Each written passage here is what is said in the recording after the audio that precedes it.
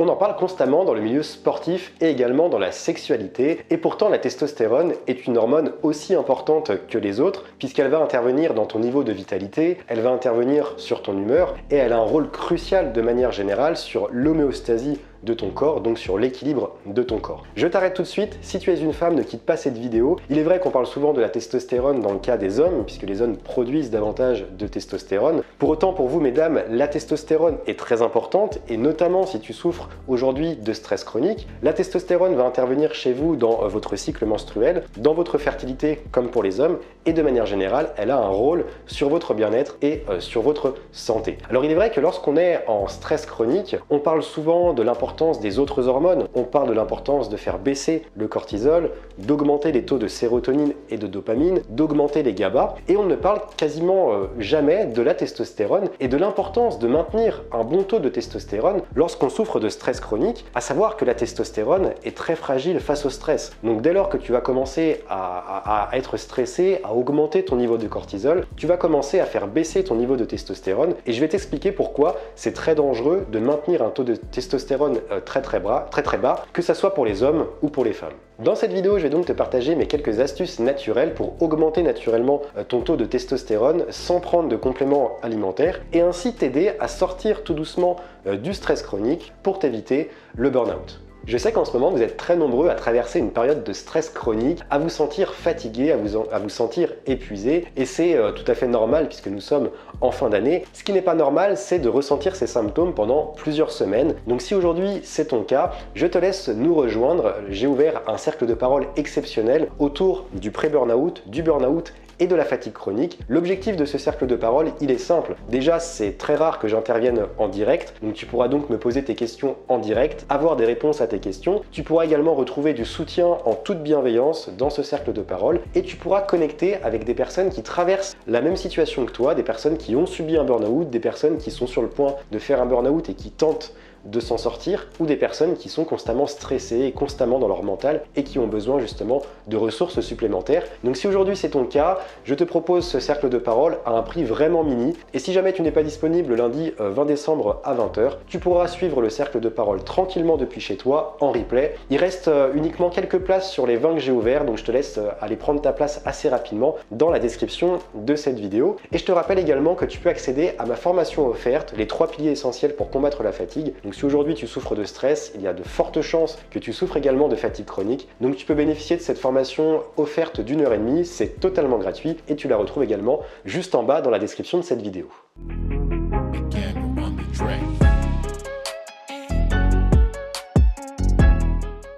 Il est quand même nécessaire que je t'apporte quelques notions sur la testostérone. Alors il faut savoir que la testostérone est considérée comme une hormone androgène, c'est-à-dire que c'est une hormone mâle, une hormone sexuelle mâle, une hormone qui va être principalement produite par les testicules chez l'homme, mais ce n'est pas uniquement le cas. Elle est également produite en plus petite quantité par les ovaires chez les femmes, et également par les glandes surrénales. Donc je te parle suffisamment des glandes surrénales. Donc plus tu vas stresser, plus tu vas épuiser tes glandes surrénales, et moins tu vas produire aussi de testostérone. Donc la testostérone, c'est pas uniquement une question elle n'est pas produite uniquement au niveau des testicules et au niveau des parties génitales. C'est déjà une première notion à connaître. Ensuite, on sait que la testostérone connaît un pic en général. Enfin, les taux de testostérone sont très élevés chez un homme ou chez une femme, entre 20 et 30 ans. Après 30 ans, le taux de testostérone a tendance à diminuer d'environ 0,4% par an. Donc on sait que plus on va vieillir, plus notre taux de testostérone va baisser. Ce qu'il faut savoir aujourd'hui, c'est ce fameux lien entre stress chronique et testostérone dont on parle très peu. Lorsqu'on est en stress chronique, comme je te le dis régulièrement, tu vas produire énormément de cortisol. Tes glandes surrénales vont produire énormément de cortisol, ça va les épuiser sur le long terme.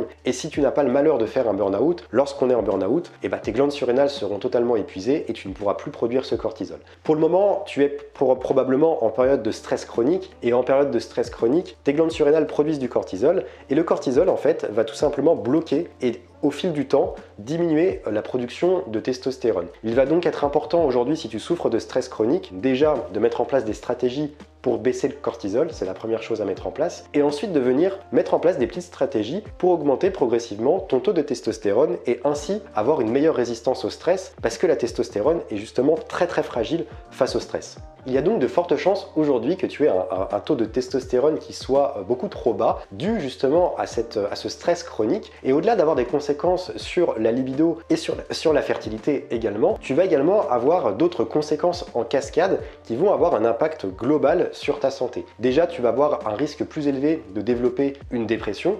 Tu vas également subir une baisse de tes capacités cognitives. Tu vas également subir une baisse de ta masse osseuse, ce qui peut aussi augmenter le risque d'ostéoporose et ça va aussi augmenter le risque de perte minérale, parce que je te rappelle que tes minéraux sont en partie contenus dans tes os et c'est là que le corps va aller puiser justement pour aller récupérer des minéraux et c'est ce qui va te permettre justement de maintenir une certaine vitalité. Tu vas également avoir une perte de masse musculaire, donc là ça peut impacter les personnes qui font du sport bien entendu. Chose que l'on sait moins, c'est que tu peux également avoir une baisse de la production des cellules, des globules rouges, des cellules sanguines, et ça va impacter aussi le système immunitaire et les organes vitaux. Tu as plus de risques de développer des troubles métaboliques, donc les personnes qui cherchent à perdre du poids par exemple, ça peut poser un problème. Tu peux également avoir beaucoup plus de risques de développer des problèmes cardiovasculaires.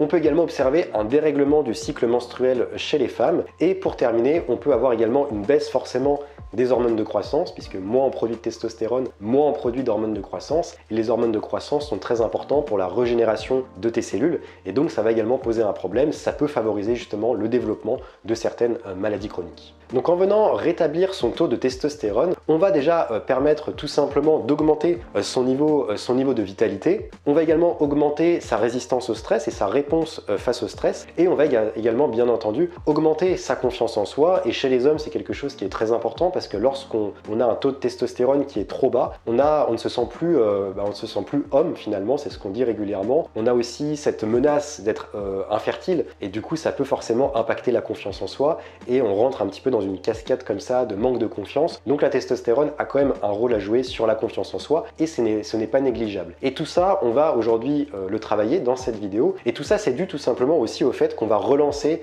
tout simplement soit la production de testostérone au niveau des parties génitales, soit au niveau des glandes surrénales. Et je te partage plein de conseils en général pour relancer en douceur tes glandes surrénales lorsque tu as vécu un burn-out.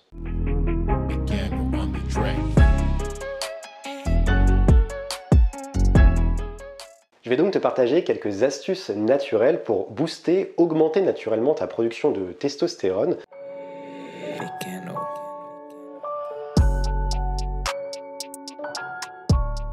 Et mon premier conseil, tu le sais, c'est mon approche, c'est d'adopter les bons micronutriments. Je parle beaucoup de micronutrition et d'alimentation, et dans le cas des hormones, c'est très important, bien entendu, d'agir sur son assiette et sur ses micronutriments, d'avoir des connaissances sur ce sujet. Dans le cas de la testostérone, on va miser déjà sur la vitamine D. L'appareil génital masculin contient des récepteurs de la vitamine D, chose dont on a peu conscience, et à savoir également que la vitamine D permet d'augmenter la production de testostérone. Ensuite, on va également miser sur le zinc. Le zinc, il contient une enzyme qui va permettre de transformer la DHEA en testostérone. La DHEA, qui est une autre hormone, en testostérone, donc c'est la première chose. Et le zinc, c'est également un puissant anti-inflammatoire et un puissant antioxydant qui va du coup avoir ce rôle-là sur les cellules reproductrices.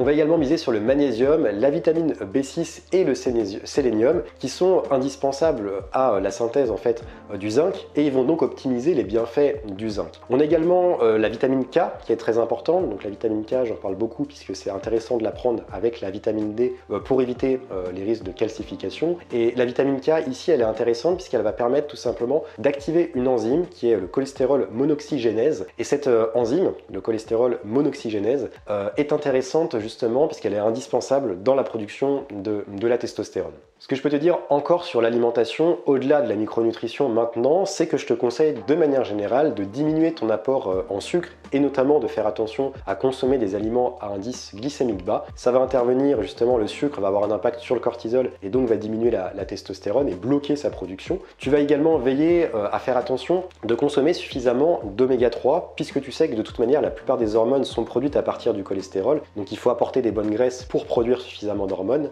La testostérone n'y n'y échappe pas, même si notre corps a besoin de produire peu, hein, une petite quantité de testostérone, parce que c'est une hormone qui est très puissante. Et tu vas également faire attention de limiter ta consommation d'aliments qui contiennent des œstrogènes et des progestérones, qui sont les hormones féminines. Et plus tu vas consommer des sources justement d'hormones qui vont favoriser la production de ces hormones féminines, plus tu vas bloquer en fait la production des hormones mâles, et donc la testostérone fait donc partie de ces hormones mâles, donc il faut également veiller à faire attention à tout ça.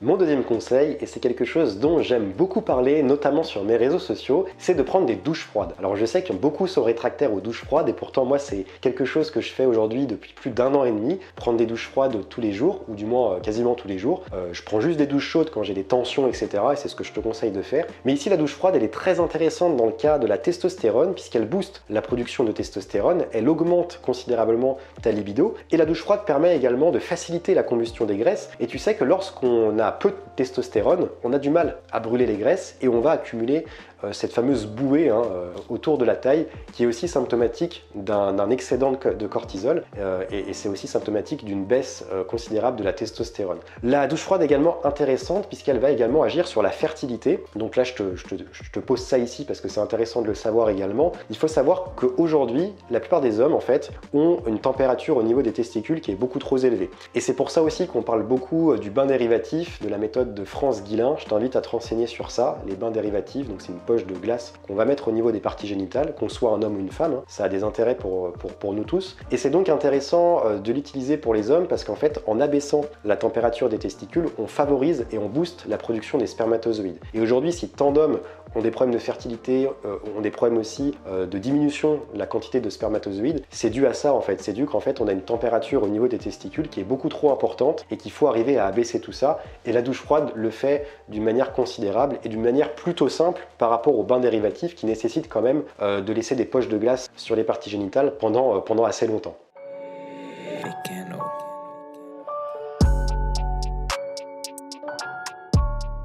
Si tu souhaites augmenter naturellement ta production de testostérone, il va également falloir faire attention à ton sommeil et je t'invite aujourd'hui à optimiser ton sommeil. Ce qu'il faut savoir, c'est que la testostérone, contrairement aux autres hormones, elle va être produite principalement lors de tes phases de repos. Alors pas forcément durant la nuit, enfin en général on dort la nuit, hein, donc forcément que ça va avoir un impact, mais même lorsque tu fais une sieste ou que tu vas dormir en journée, c'est à ce moment-là que tu vas produire davantage de testostérone. Donc finalement ton rythme circadien a très peu d'impact sur la production de testostérone, contrairement aux autres hormones, hein, parce que tu sais que par exemple le cortisol est produit entre 6 et 9 heures du matin, la sérotonine est produite à partir de 17 heures, donc toutes les autres hormones ont vraiment un rôle et sont reliées au rythme circadien, ce qui n'est pas le cas de la testostérone. Ce que tu dois retenir ici, c'est donc que plus tu dors, plus tu produis de testostérone. Alors bien entendu, il ne faut pas non plus dormir 12 heures par jour, à part si c'est tes besoins, mais ça reste quand même rare, mais tu dois respecter ton sommeil tout du moins, et encore plus en hiver, et encore plus lorsque tu fais du sport régulièrement, ta récupération va être importante à maintenir un bon taux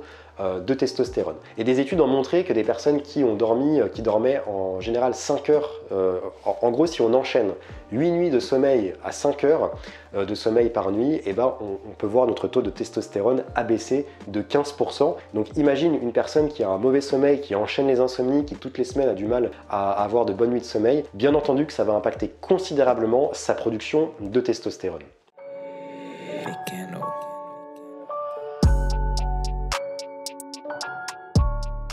Si tu souhaites maintenir un bon taux de testostérone, tu vas devoir également faire attention à limiter ta consommation d'aliments contenant des phytoœstrogènes. Alors les phytoœstrogènes, tu sais que les œstrogènes sont les hormones féminins, et forcément que lorsque l'on consomme des aliments qui contiennent beaucoup de phytoœstrogènes, le corps va les reconnaître comme des œstrogènes, et donc ça va avoir finalement le même impact dans ton organisme que si tu avais une grosse hausse d'œstrogènes à ce moment-là. Donc on sait que les femmes produisent beaucoup d'œstrogènes au moment de la ménopause, juste avant le cycle menstruel par exemple, et donc chez un homme, plus on va apporter, alors chez un homme ou chez une femme, mais là je vais surtout m'adresser aux hommes, si tu viens justement consommer beaucoup d'aliments qui vont finalement tu vas consommer énormément d'œstrogène. Lorsqu'on a beaucoup d'œstrogène dans le corps, on connaît une baisse considérable de la testostérone. Donc il faut vraiment faire attention à ça, à limiter les aliments qui contiennent des phytoœstrogènes. On sait que le soja en contient beaucoup et souvent c'est le premier aliment qu'on va citer, mais tu en retrouves également dans les graines de lin, dans les graines de sésame, dans l'ail, dans les baies également, dans les fruits secs, dans les légumes crucifères. Tu en retrouves également dans le son de blé. Alors pour revenir sur cette conversion en fait lorsque tu consommes beaucoup d'œstrogènes, tu vas limiter ta production de testostérone et ça c'est un phénomène qui est naturel. Après 30 ans et notamment après chez les hommes environ qui commencent à avoir, dès qu'on dépasse la cinquantaine, on va naturellement moins produire de testostérone et produire beaucoup d'œstrogènes. Et ça c'est d'ailleurs quelque chose de notable puisque certains hommes à partir de la cinquantaine, la soixantaine produisent plus d'œstrogènes que certaines femmes qui ont passé la ménopause et qui donc produisent beaucoup moins d'hormones féminines. Et donc ça c'est quelque chose d'assez notable et ça peut prêter à sourire parce que du coup c'est pour ça qu'aussi certains hommes commencent à avoir un petit peu de sein, à prendre un peu de poids au niveau du ventre. C'est souvent justement synonyme d'une hausse considérable des œstrogènes et surtout d'un faible taux de testostérone bien évidemment.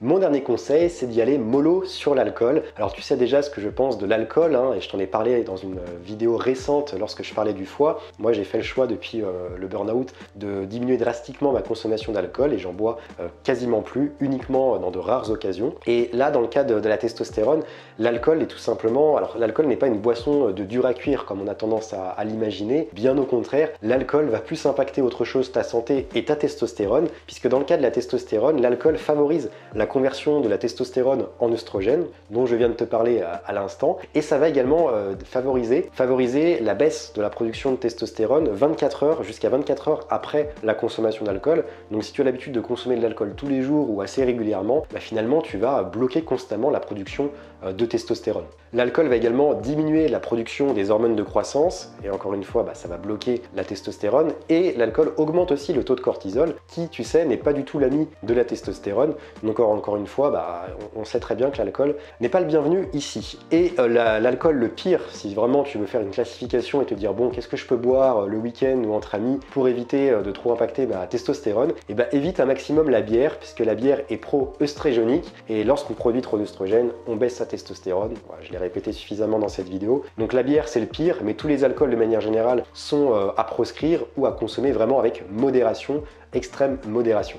Tu sais à quel point je porte une importance capitale aux hormones, aux neurotransmetteurs. Et aujourd'hui, si tu souffres de fatigue chronique, de stress chronique, de burn-out, c'est important de venir faire le point sur aujourd'hui tes hormones, tes neurotransmetteurs, de voir où tu en es aujourd'hui, que ça soit la testostérone, mais que ça soit aussi la dopamine, la sérotonine, l'ocytocine, que ça soit le GABA, les GABA plutôt. Tout ça, c'est quelque chose dont j'évoque régulièrement et ce qui, moi, m'a permis vraiment de sortir de l'épuisement et du burn-out, de venir travailler sur ces neurotransmetteurs et sur ces hormones, et c'est ce que je vais te partager dans mon cercle de parole notamment, parce qu'il n'y aura pas que ça, mais ça va être un point d'action et un axe sur lequel je me suis vraiment concentré pour préparer le cercle de parole du lundi 20 décembre à 20 h. Donc si aujourd'hui tu n'en peux plus, tu as l'impression de tirer sur la corde, tu sais que la fin d'année est très difficile et pour autant tu as envie de commencer l'année 2022 sur de bonnes bases, on parlera de neurotransmetteurs, on parlera d'avenir professionnel, on parlera des signes précurseurs du burn-out, on parlera de comment s'en sortir, comment limiter l'impact de l'épuisement, de la fatigue et du stress. Tout ça on en parle le lundi 20 décembre à 20 h. Je te laisse prendre ta place dans la description de cette vidéo. Les places partent très vite, vraiment je te dis pas ça pour t'inciter